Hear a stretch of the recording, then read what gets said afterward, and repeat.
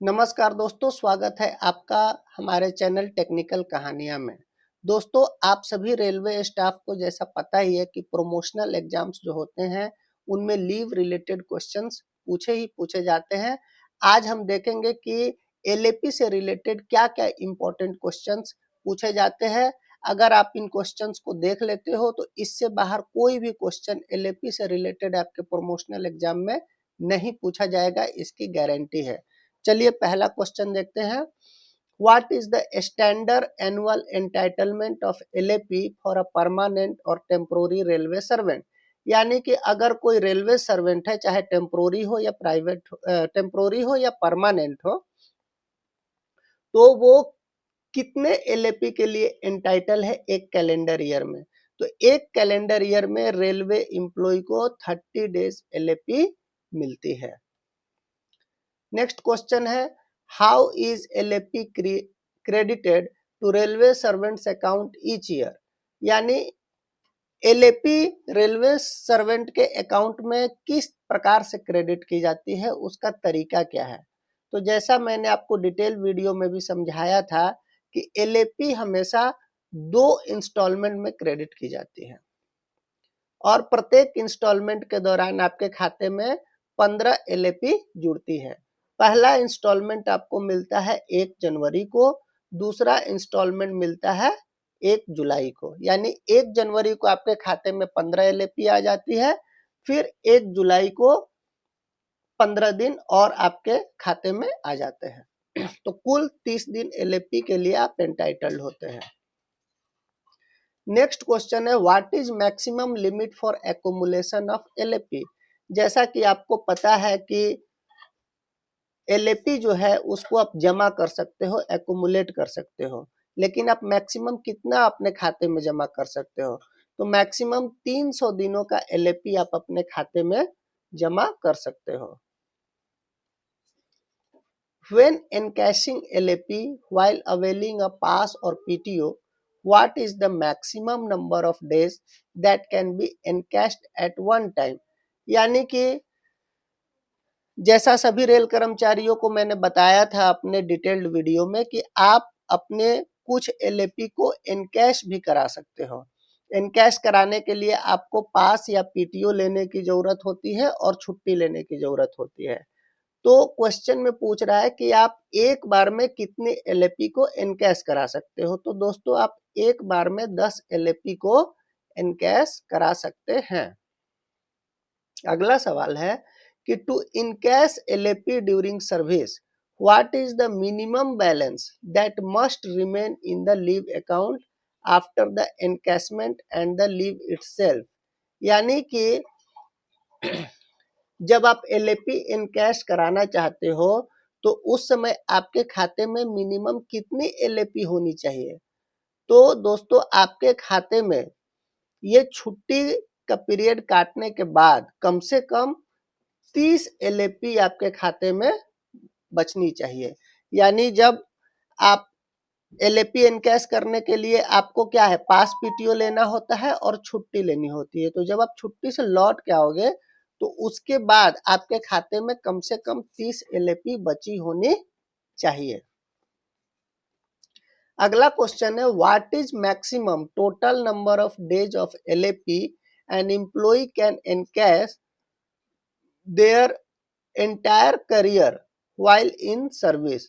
यानी कि जब आप सर्विस में हो तो आप कितने एलएपी को एनकैश करा सकते हो।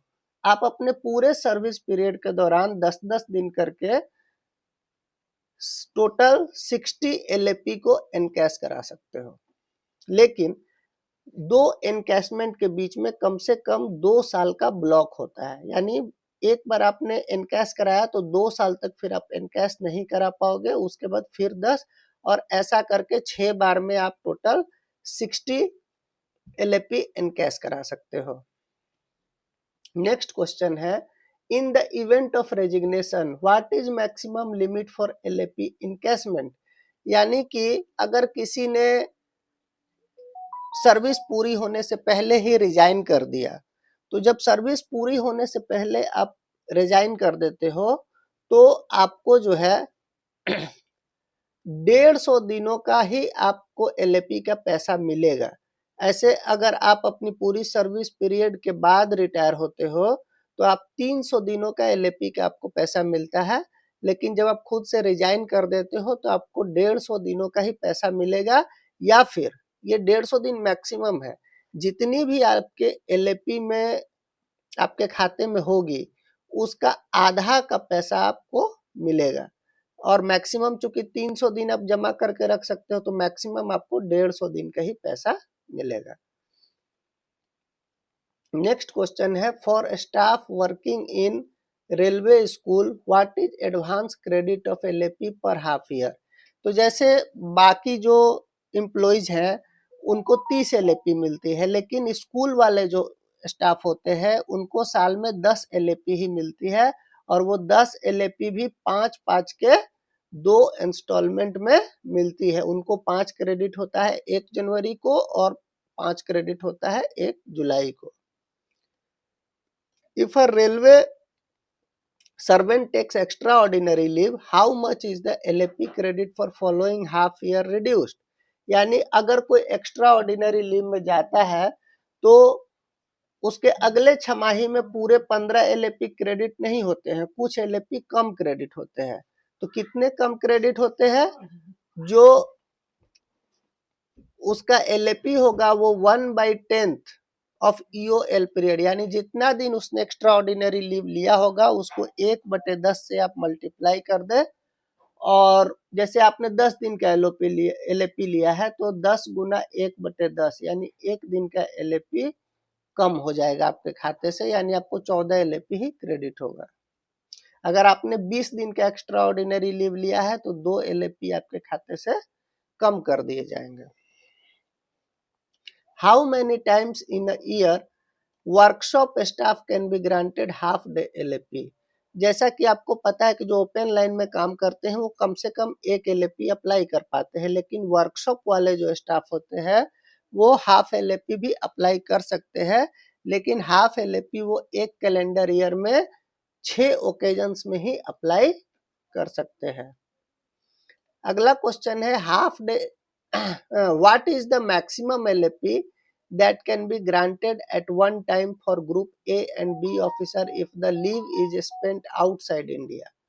यानी कि बाकी जो स्टाफ होते हैं उनको तो 180 दिन के एलएपी मिलती है, लेकिन ग्रुप ए और ग्रुप बी के ऑफिसर्स जो होते हैं अगर वो लिख के देते हैं कि हम छुट्टियों के दौरान विदेश जाने वाले हैं, आउटसाइड इंडिया जाने वाले हैं, तो उनको 240 डेज के एलएपी एक साथ में उनको ग्रांट की जा सकती है। अगला क्वेश्चन है, for a newly appointed railway servant LAP is credited at what rate for each completed calendar month of service. यानी अगर कोई 1 जनवरी को नहीं ज्वाइन 1 जनवरी को ज्वाइन नहीं किया होगा तो 15 एलएपी तो उसको मिलेगा नहीं। अगर मान लीजिए फरवरी या मार्च में ज्वाइन करता है तो वैसे एम्प्लॉयज को 2.5 एलएपी पर कैलेंडर मंथ के हिसाब से मिलता है, यानी 1 महीने के लिए 2.5 एलएपी।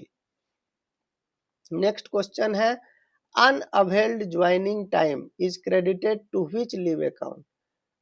तो ज्वाइनिंग टाइम लीव क्या होता है कि जब आपका ट्रांसफर एक स्टेशन से दूसरे स्टेशन होता है और जहां पर आपको क्वार्टर चेंज करने की जरूरत होती है, फैमिली को शिफ्ट करने की जरूरत होती है, तो आपको एक ज्वाइनिंग टाइम लीव मिलता है। अब अगर आपने उस ज्वाइनिंग टाइम लीव को पूरा अवेल नहीं किया तो वो बची हुई जो छुट्टियां हैं वो एलएपी के रूप में आपके खाते में जमा हो जाती हैं। During which of the following period is LAP not credited to an employee's account. यानी ऐसा कौन सा पीरियड है जिस दौरान में आपके खाते में एलएपी क्रेडिटेड नहीं होता है, यानी आपके खाते में एलएपी नहीं जुड़ती है। तो दोस्तों, जब आप work related illness and injury leave लेते हैं तो आप जितने दिन तक इस लीव को अवेल करते हैं उस पीरियड में आपके खाते में ना ही एलएपी क्रेडिट होगी ना ही एलएचएपी क्रेडिट होगी। तो दोस्तों, ये थे महत्वपूर्ण सवाल जो एलएपी से रिलेटेड प्रोमोशनल एग्जाम्स में पूछे जाते हैं, और इसकी संपूर्ण जानकारी के लिए आप हमारा डिटेल्ड वीडियो जो लीव रूल्स के बारे में मैंने बनाया है वो जाके ज़रूर देखें।